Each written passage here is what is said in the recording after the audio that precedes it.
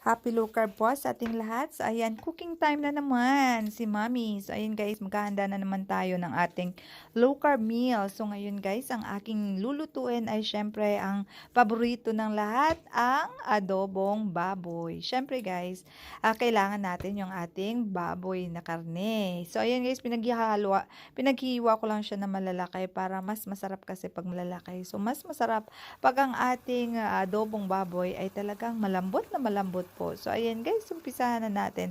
Ito ang ating karne, nilagyan lang natin ng dahon paminta, pamintang buo, pamintang durog, so ayan, asin, at saka binuhusan na natin guys ng ating vinegar. So, ayan guys, takluban natin at lutuin natin sa low fire lang at hanggang sa eto nga, nagkakaroon na siya ng sarili niyang kulay. So, ayan guys, tinakluban ko po siya na at saka hinayaan lang munang magkulo siya ng konti.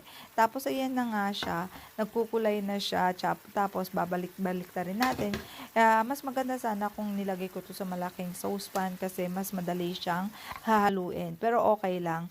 At saka ayan na guys, medyo nagkakaroon na ng kulay ang ating adobo. So ayan guys, hindi ko na pinatagal ang aking vinegar. Nilagay ko na kaagad guys para mas masarap kasi nagpe-penetrate ang ating lahat ng mga ingredients sa ating karne. So yan na guys, nakikita na ninyo. Nagka-caramelize na siya guys. Alam mo ba, kung mayroon niyang kanin, talagang mapaparami ka ng kain. At pero okay lang yan kasi ang ating adobo ay super sarap. Nakikita niyo na, nagkakaroon na guys ng kulay at saka malalaki yung ating hiwa para sa isang hiwa lang solve ka na. So ayan guys, ang ating partner niyan ay syempre ang ating cauliflower. Habang fina-finalize natin guys ang pagkaluto ng ating adobong baboy, nagpakulo na rin tayo ng ating cauliflower. So ayan guys, ang maganda dito kasi tinanggal ko na yan guys ang ating karne tapos sineparate ko ng ating excess fats kasi hindi na natin yan kailangan. So ayan na guys ang ating low carb meal. Sa ngayon, perfect na ito guys para sa amin.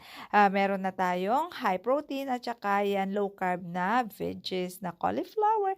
So, ayan guys, happy low carb po sa lahat. Stay healthy po.